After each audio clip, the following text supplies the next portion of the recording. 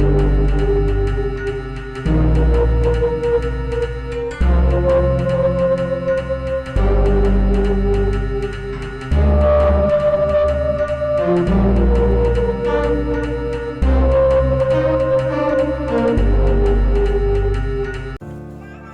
bienvenue au nouvel épisode du Saint Show. Aujourd'hui on va parler de l'UFC 277 et on va résumer un petit peu tout ce qui s'est passé à l'UFC London là, ce samedi. Un peu décevant, ouais, belle carte, mais je trouve que ça a un peu, ça a pas tenu ses promesses. Non, c'est sûr, c'était une belle carte sur le papier en fait. Ouais, c'est ça. Sur le papier c'était une belle carte, comme beaucoup de fois, ouais, des fois c'est décevant, ouais. Des fois des cartes où on s'attend pas, c'est des trucs de fou, et des fois des cartes où on s'attend à un truc de fou justement, c'est pas. Ouais, non, c'est sûr. C'est pas ouf. Après, ouais, on a le droit à une grosse blessure, une grosse blessure au main event, donc forcément déjà ça. Au bout de 15 secondes, ça casse l'ambiance. On s'attendait à un gros Thomas Spinal, enfin moi personnellement je m'attendais à un gros Thomas Spinal. Et au final on a eu rien du tout. Blessure, après on peut pas lui en vouloir.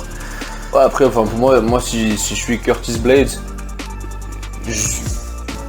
ça se déroule comme ça, c'est le scénario parfait, tu vois. Ouais. T'as gagné en 15 secondes, t'as pris aucun dommage. Ouais, c'est clair. T'as mis KO le gars, tu vois, même si c'est par rapport à son genou, à la fin c'est celui qui est debout dans la cage, tu vois, quand c'est fini. Et c'était Curtis Blades, donc bravo Curtis Blades. Après, qu'est-ce qu'on a eu le co-main event, pardon. Jack Hermanson et Chris Curtis. J'avais raison sur Jack Hermanson, sur ce qu'on disait sur la dernière vidéo. Ouais. Un peu plus complet, je dirais, un peu partout. Plus complet, il gérait mieux la distance. J'ai trouvé Chris Curtis un peu frustré, il s'est pas trop vraiment adapté. Ouais. Mais après, comme toi tu t'en avais parlé d'ailleurs au dernier épisode, il me semble, c'est l'accumulation de combat. L'accumulation de combat, il n'était pas à sa peak performance, tu vois, pour combattre. Il vient de combattre un Rodolfo Vieira, une grosse décision, avec beaucoup de lutte, un combat fatigant. Tu recombats dans un co-main event comme ça, en plus en Angleterre, tu vois, il a dû partir de Las Vegas en Angleterre, avec dealer avec le décalage horaire et compagnie, donc ouais, franchement, pour moi c'est le genre de combat où tu dois te préparer un peu plus longtemps, quoi. Tu peux pas juste prendre un combat comme ça en 4 semaines. Mais bon, il peut pas utiliser ça comme une excuse vu qu'il a accepté le combat et ouais, il a essayé, mais j'ai trouvé un peu frustrant moi du côté de Chris quand même. Oui, je trouve qu'il aurait pu peut-être un peu mélanger un peu plus, tu vois. Même lui, je pense qu'il était frustré à la fin du combat. On voit les doigts d'honneur là, j'ai pas trop compris ce qui se passait. Ouais, en fait après il l'a avoué en fait dans l'interview, il a dit qu'en fait il s'en voulait, tu vois. J'ai vu qu'il s'en voulait parce que Jack Hermanson c'est un bon gars. Il a dit après on a eu Gustafsson là aussi, malheureusement on avait raison. Je sais pas si t'as remarqué, on l'a vu ensemble avec les collègues et personne n'a fait le KO ou quoi, tout le monde a baissé la tête quoi, et c'était triste. Ok, ouais. C'est triste. Ouais, c'est triste. C'est triste. Et off air, là on venait de parler de Gustafsson et je disais sûrement peut-être qu'on devrait lui donner quelqu'un qui est pas dans les rankings. Mais en fait c'est Gustafsson. Ouais, c'est Gustafsson en fait, le mec il a presque battu John Jones et tout, tu vois, qui c'est qui va l'affronter. Ses dernières défaites c'était John Jones, Anthony Smith, Fabricio Verdum en poids lourd, tu vois. C'est pas des PD les mecs, c'est que des gros noms, donc ouais, c'est chaud. C'est chaud pour lui. Je sais pas s'il va prendre sa retraite. Je sais qu'il y aura un UFC en Suède cette année. Et moi, si j'étais lui, j'essaierais peut-être de prendre un combat un peu plus facile et de prendre ma retraite là-bas, tu vois, pourquoi pas. Ouais. Bon, on verra, ouais. Qui sait. Moi, je sens que ça va venir dans les jours à venir. La retraite sur les réseaux, quoi. Ouais.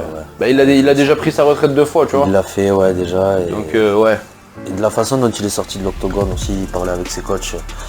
Je sais pas, ils ont donné beaucoup de protagonisme à Krylov, du coup il est parti, mais j'avais l'impression qu'il avait envie de parler. Et finalement non, mais ouais. Là une page se tourne.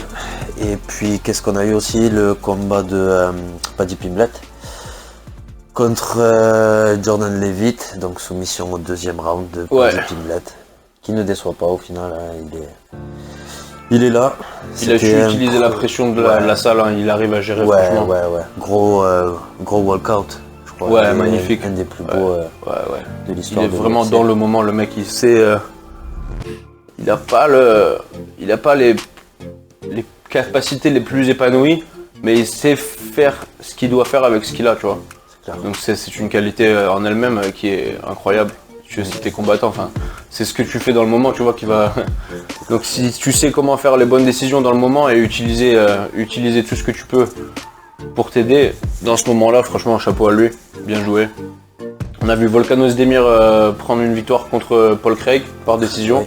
Paul Craig qui favorisait le sol, bon, il fait tout le temps ça, mais j'ai l'impression là, il forçait vraiment les tirages de garde, tu vois.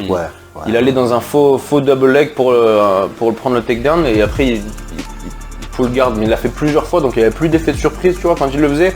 Au bout du deuxième et troisième round, Volkan, même si c'est pas forcément un mec du sol, tu vois, il est pas perdu, il sait quoi faire. Donc s'il voit les trucs arriver comme ça, qu'il n'y a pas vraiment de setup, il n'y a pas vraiment de... Ouais, c'était pas la plus belle performance de Paul Craig et j'ai bien aimé voir Volkan s'adapter, venir en top avec la décision. Il en avait besoin, hein, parce qu'il était sur 2 défaites d'affilée, même si c'était Magomed Ankalaev et qui avant ça, il me semble... Iri Pro HK, ouais, par KO. Donc c'est beau, c'est bien de le revoir comme ça. Bah après c'était le champion quoi, contre qui s'est fait KO. C'est sûr. Mais ouais. Je crois qu'on a tout résumé là pour l'UFC des combats pas trop mal sur la prélims, mais on va pas trop s'attarder sur ça. Ouais, beaucoup de décisions au final. Ouais. Le retour de Nathaniel Wood, on peut souligner. Mais ouais, des beaux combats. On peut passer. Qui déçoit pas. Le petit Mokaev là. Ouais, c'est vrai, le Mokaev, ouais. D'ailleurs, il risque de le mettre contre Tim Elliott, qui est un flyweight avec qui je me suis entraîné pendant peut-être presque 3 ans, 2 ans et demi. Putain, je kifferais voir ce combat. Je pense que Tim, il peut lui poser beaucoup de problèmes. Après, je dis pas que c'est un combat facile, hein. Ça va être chaud. Ça va être tendu, mais il peut le faire. Tim Elliott qui avait gagné contre un teammate à Khabib il y a pas contre Tubalikov. J'ai envie de dire, Omar Tubalikov, quelque chose comme ça. Plus son nom, mais je sais qu'il y avait Khabib dans ce Et il y avait Khabib et Islam dans le coin, donc non, franchement, franchement, si ce combat il se fait, je sais pas. À suivre. Je vais jeter des cailloux sur les gens. Je sais pas ce que je vais faire. Ok, donc je crois qu'on peut passer donc à l'UFC 277, la main card. On va faire les 5 combats aujourd'hui. Donc on va commencer avec le premier combat de la soirée. On est sur Anthony Smith contre Magomed Ankalaev. Ouais, joli combat. Très beau combat. Magomed Ankalaev qui est favori avec une cote à 1,21. Et Anthony Smith, gros underdog à 4,50. Alors est-ce que tu crois qu'il y a un billet à faire sur Anthony Smith toi ou tu suis les bookmakers avec Magomed? Anthony Smith il a plus 400, c'est ça? Plus 350. Ouais, franchement c'est un combattant qui est capable, hein. On l'a vu briller, on l'a vu aussi échouer misérablement parfois, tu vois. Ouais. Donc il est un peu il est un peu inconsistant, irrégulier selon l'opposition, mais avec une cote comme ça, franchement pour un Anthony Smith, pourquoi pas, hein. Et on a vu Ankalaev se faire soumettre par Paul Craig à la dernière seconde. C'est vrai. À la dernière seconde, et il a tapé en plus, hein. C'était pas. C'est vrai. C'était vraiment une erreur mentale quoi. C'est sa seule défaite. Quand tu vois toutes ces victoires là, les Thiago Santos, les Volkan Ozdemir, Nikita Krylov, les deux autres tout à l'heure. Je veux pas faire le haineux, mais t'es invaincu et tu tapes la 14e minute à la 59e seconde. Ouais. Tu vois ce que je veux dire? Ah, comme quoi il y a quelque chose de bizarre. Est fort. Mais une seconde quoi. À moins que peut-être il était out et il a pas capté. Mais du 3e round. C'est ouf. Non, je pense pas qu'il s'en soit rendu compte. Il était dans l'adrénaline du combat. Il pouvait plus respirer, il a tapé. Tu vois, un 3e round, 5 minutes, tu vois, c'est long quand tu es dans la cage. Ouais, c'est vrai, tu vois ce que je veux dire? Donc tu sais que ça fait, même si tu connais pas le temps exact, tu sais que tu es loin dans la round. Ah bah je sais pas, pour moi c'est inacceptable. Mais c'est pour ça qu'en fait, rien que juste de savoir ça et je vois la cote positive pour Anthony Smith, ça me fait saliver, tu vois. Ouais. Moi je suis le genre de mec qui met un petit billet sur Anthony Smith. Mais la raison me dirait plutôt une décision, par exemple plus en 3 rounds. Anthony Smith, quoi qu'il arrive, il tiendra. Ankalaev, il prend pas beaucoup de risques pour mettre des gros KO, tu vois. C'est plutôt, il bouge, il te touche. Et il gagne le combat comme ça. Il l'a fait contre Thiago Santos, il l'a fait contre Volkanos Demir, que je m'en rappelle. Ouais, il prend pas tellement de risques que ça. Anthony Smith, c'est un bon striker, surtout les 2 premiers rounds. Il a sa cardio quand ça va au 4e, 5e, il est pas trop là, mais au 2e, 3e, il est toujours dangereux. Magomed qui est un très bon kickboxer aussi. Ouais, très bon kickboxer, très bon cardio, mais ouais. Mais je pense pas qu'il prend assez de risques, surtout en 3 rounds. Qui prend pas assez de risques pour se mettre pour KO Anthony Smith, tu vois. Je pense que ça va se jouer. Si ça va se jouer en striking, ça va être à l'extérieur et Magomed qui gagne, tu vois. Ouais. Il sait qu'il là peut-être il bat Anthony Smith, peut-être il lui donne le title shot, who knows. Ouais. On sait pas. Franchement, la catégorie à 205, c'est pas non plus super chaud en ce moment. Pas les rues, ouais. Il y a Jan Blachowicz qui a gagné en cassant la jambe à Rakic. Ouais. Du coup, Rakic il est out pendant un an. Ouais. Tu vois ce que je veux dire?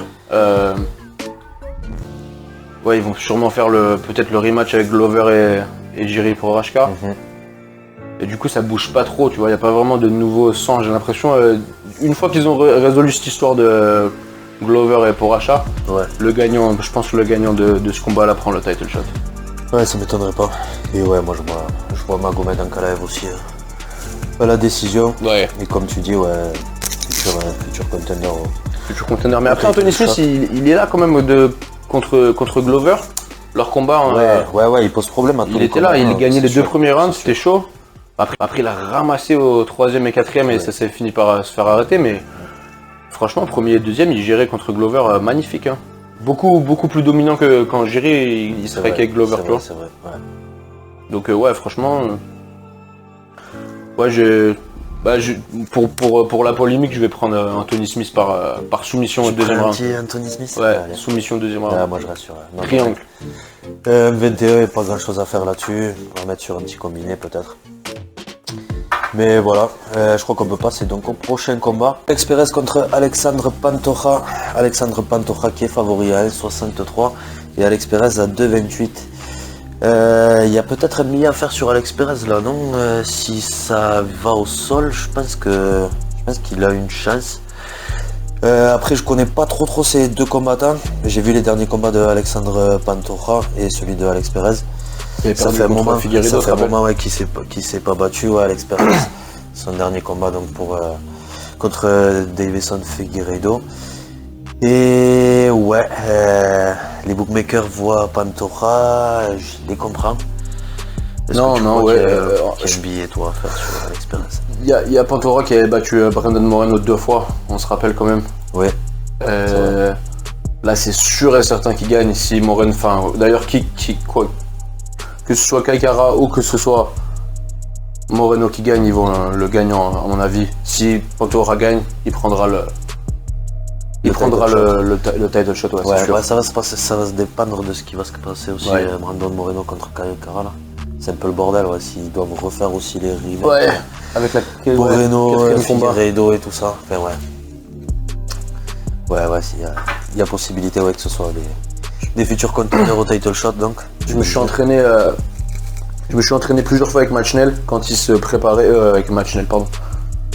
Je me suis déjà entraîné plusieurs fois avec Alex Perez pour ces 2 combats qui ne se sont pas déroulés d'ailleurs. Il devait combattre Machnell 2 fois. Une fois il y avait eu une manquée de pesée et une autre fois il y avait un Covid ou un truc comme ça.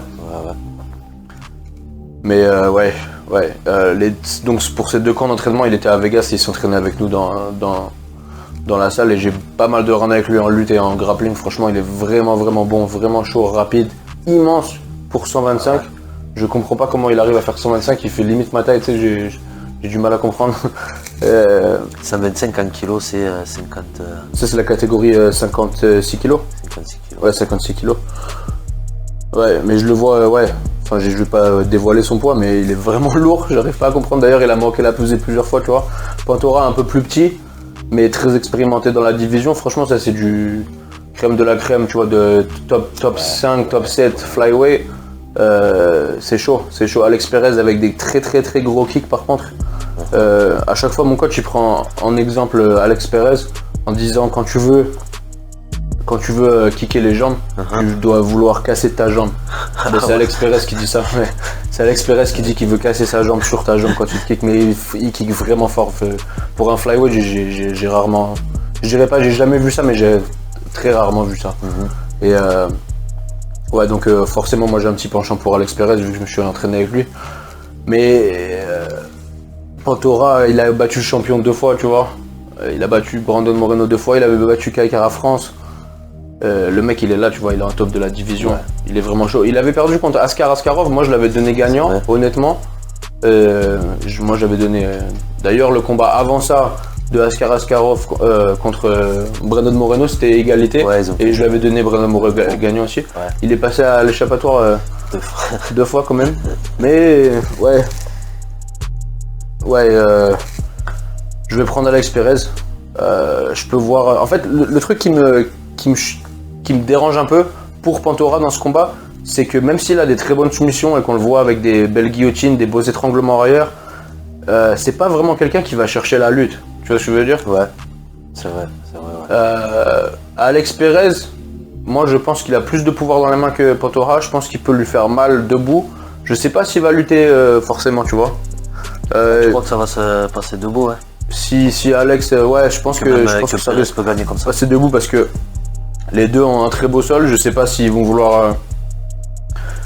Pantoja, il sait que s'il soumet Alex Perez, ça va être fatigant. Il y aura des scrambles. Ça va pas être dans le premier échange une guillotine ou un truc comme ça. Tu vois ce que je veux dire? Bon, même s'il s'est pris par guillotine contre Davidson Figueiredo, je pense que c'était une erreur mentale. Je pense pas que ça se repasserait une deuxième fois. Tu vois ce que je veux dire juste après. Et Pantoja, c'est plutôt un mec qui cherche la soumission, il la travaille un peu, c'est pas un mec qui attrape un truc à la volée et qui finit directement, tu vois ce que je veux dire. C'est plutôt un mec qui joue avec la fatigue et qui te tend des pièges petit à petit et qui t'attrape au 2 ou 3e round. Et je pense pas qu'il arrivera à faire ça avec Alex Perez. Je pense qu'Alex Perez, sa lutte, elle est beaucoup au-dessus que Pantoja, donc je pense qu'il arrivera à contrôler de ce niveau-là. Je pense qu'il fera plus fort, donc à moins qu'il fasse une erreur, il devrait gagner pour moi, mais forcément, vu que je le connais, j'ai un avis un peu différent. Mais ouais, moi je veux prendre Alex Perez, on va dire TKO leg kicks, TKO par coup de pied dans les jambes au 2e round. Ah ouais? Ouais.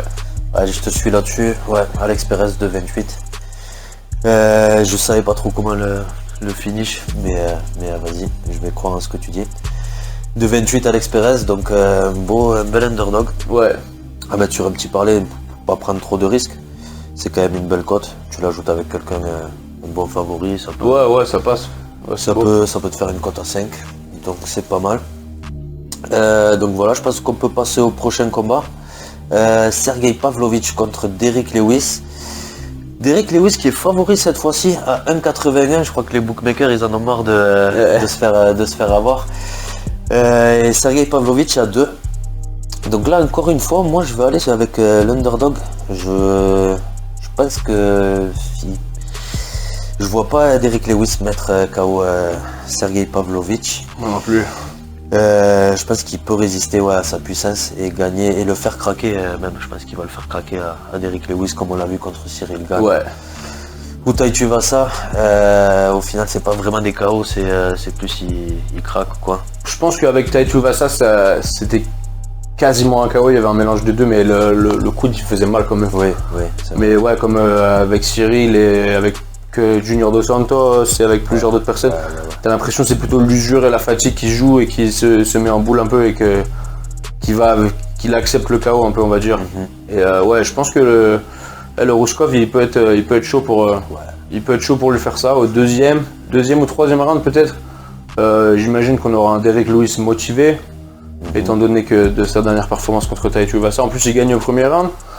Il y avait même du grappling, il y avait pas mal de déroulement dans ce combat. C'était pas mal du tout. Qui sortait, il était numéro 3 contre Tai Tuivasa qui était numéro 11 ou un truc comme ça, ou 10. Donc une sale défaite quand même, tu vois. Ouais, carrément. Il a la rage, là il combat quelqu'un qui est meilleur que Tai Tuivasa et moins connu. C'est clair. Enfin meilleur selon moi. Mais ouais.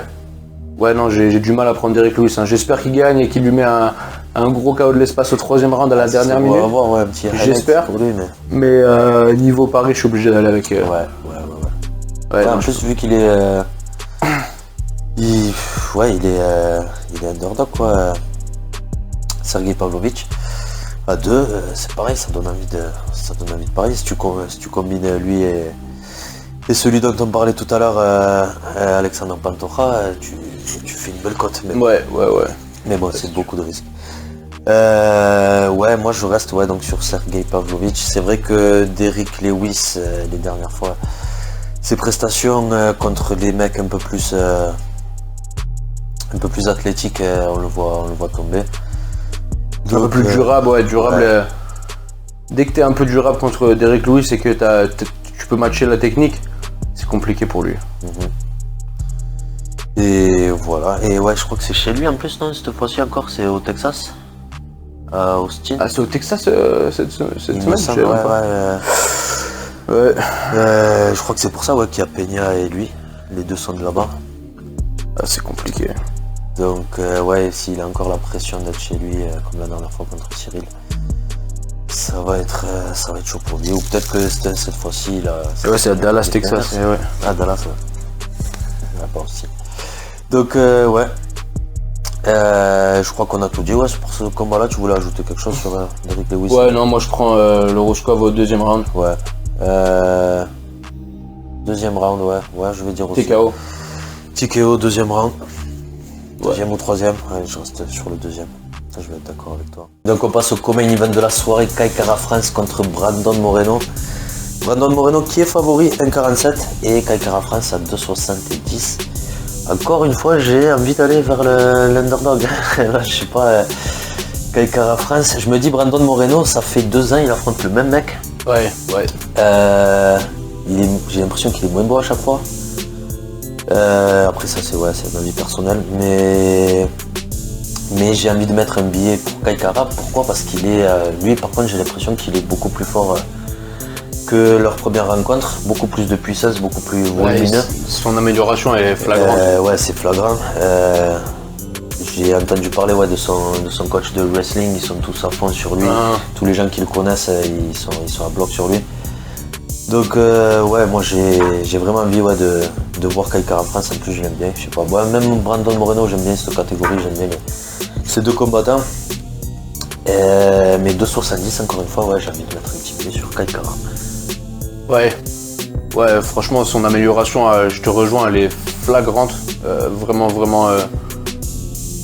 Chaque combat il est beaucoup plus fort partout. Insoumettable, il se fait jamais taper. Il a du pouvoir dans les mains pour un flyweight, franchement c'est chaud. Il a pas mal de KO, il est rapide.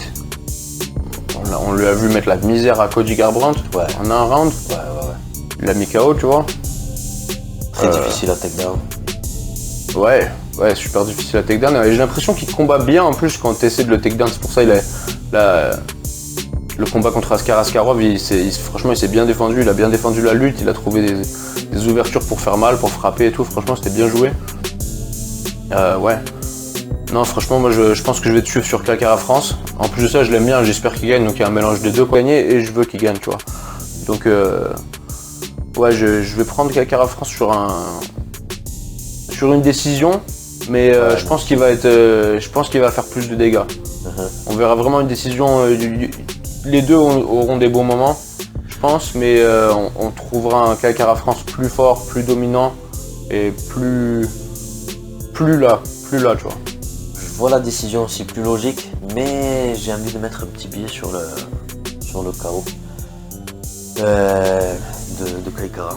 Ouais, non, pourquoi pas, il peut. Il peut. De points et pourquoi pas le petit KO de Kai Kara. Même si Brandon Moreno il a un bon menton d'acier, c'est pas pour toujours, tu vois. C'est sûr, c'est ce que je me dis. Là il sort de 3 gros combats d'affilée à chaque fois où ça se prend des coups des deux côtés, donc forcément ça s'améliore pas avec l'âge non plus, tu vois. C'est sûr. Donc pourquoi pas, c'est sûr. Ouais. Donc on est tous les deux sur Kai Kara. Kai Kara-France 2,70. Un petit billet à mettre. Et donc on passe au main event de la soirée. Combat le plus attendu de l'année. Amanda Nunes contre Juliana Peña. Amanda Nunes contre toute attente qui est favorite à 1,32 et Juliana Peña à 3,40. Moi je vois le retour de Amanda Nunes, la Lioness, par KO peut-être assez tardif, tu vois, 4e ou quoi. Mais je me dis qu'elle va revenir. Son premier combat, il lui a manqué du cardio, elle avait plus l'habitude de rentrer dans des vrais combats. Je pense qu'elle avait la tête aussi un petit peu, le gosse qui venait d'arriver. Le changement de gymnase et tout ça, qui était, je pense qu'il n'est pas venu à cause de la défaite qui était déjà prévue à la base. Et puis qu'elle avait l'habitude de gagner, de ne pas passer les 3e rounds. Et que voilà, elle s'est fait surprendre. Bon là c'était au 2e, mais je pense que elle devait croire qu'elle allait le finir au 1er, surtout qu'elle l'a mis, elle l'a défoncé au premier round dans son premier combat. Non c'était chaud. Elle l'a takedown de fait, elle l'a drop 2 fois. Juliana Peña, elle a failli tomber, mais elle a résisté en fait, et c'est ça qui, je pense, qu'il a cassé. Elle en voulait quoi, c'est juste ça, c'est juste qu'elle voulait gagner. Elle a tenu et à la fin le cardio a parlé, elle a réussi à la soumettre. Et voilà, mais je pense pas que ça puisse se passer. Non, je pense pas non plus, même si ça peut, vu que tu vois, elle a cassé Amanda Nunes, tu vois, mentalement. Donc est-ce qu'elle a pu s'en remettre? Moi je pense que oui. Après, est-ce que je parie sur des combats comme ça? Non. Tu vois. C'est sûr. C'est sûr, si quitte à parier, il faut mettre Amanda et encore, tu vois, il faut pas trop se chauffer non plus. On sait jamais trop ce qui peut se passer. Honnêtement, je suis pas super chaud pour ce main event. Franchement, j'ai l'impression qu'ils auraient dû plutôt mettre Kara France et Brandon Moreno en main event. Ils auraient pu faire des plus beaux posters, tu vois, ils auraient pu faire des... Tu vois ce que je veux dire, mais ils auraient pu vendre un peu plus de pay-per-view. Je pense que là, ils vont galérer avec ce main event. Il y a le vidéo du The Ultimate Fighter, là, ils nous ont vendu tout ce combat avec le The Ultimate Fighter. Moi d'habitude je suis fan des The Ultimate Fighter, je le regarde assez souvent et là cette année c'était assez ennuyant. C'est compliqué cette année. Il leur a fait coacher des poids lourds aux deux. C'était assez ridicule. Il y avait rien. En fait il y avait rien qui avait du sens, tu vois. Je me demande comment est-ce qu'ils ont pu. Il y a eu une erreur, il y a eu un anniversaire ou un truc comme ça, les mecs ils ont pas capté. Il y a eu un anniversaire, ils ont pas lu le script. Tu vois ce que je veux dire, il y a eu, je sais pas, eu un problème. Mais c'est. Après la carte est belle, le main event c'est pas super top, mais la carte est belle. Je vais rester sur Nunes. Je vais rester sur Nunes, on va même dire par décision. Je vais dire Nunes par décision. Ah ouais, tu dis décision? Décision ou. Ouais, je dirais décision. Je pense qu'elle va la finir, comme je disais, un KO assez tard. Late, 4e, 5e. Ouais, c'est beau. Après, le reste de la carte, pas trop mal. Alex Morono contre Mathieu Semelsberger. Drew Dober contre Rafael Alves.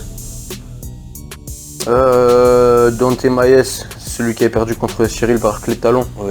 Qui combat Justin Tafa. Drakkar Klose, Carlos Ferreira, pas mal. Pas la carte de l'année, mais pas trop mal, tu vois. Non, c'est sûr. Il y a quand même de quoi faire. Nicolas Negumereanu. Il y a Blood Diamond là, le pote aussi. Et Blood Diamond aussi, le pote à Adesanya. Je pense qu'Adesanya va être dans les parages avec sûrement. Sûrement. Quand même, pay-per-view assez intéressant. Mais je trouve que pour un pay-per-view, ça manque un peu de... ça manque D'habitude, ils envoient, là, si tu compares le truc qu'ils ont prévu pour le 22 octobre, à ça, rien à voir. Mais pourquoi pas. Il peut en résulter des beaux KO et des beaux combats. On verra ça samedi. Après tu vois la carte gratuite de la semaine prochaine, elle est mieux que ce pay-per-view, tu vois. Vicente Luque contre Giovanni, l'Augusto Sakai contre Spivak. Il y aura d'ailleurs le frère aussi à Ousmane pour la finale de Ultimate Fighter. Josh Quinlan contre Jason Witt, Bon, on en reparlera quand il sera temps, mais on fait avec ce qu'on a pour cette carte cette semaine. Il y a toujours moyen de faire de l'oseille quand même. Carrément. Pour moi, on a fait le tour, on peut... Là, je pense que des 3 underdogs qu'on a parlé, il y en a au moins un qui passe, c'est sûr. C'est sûr.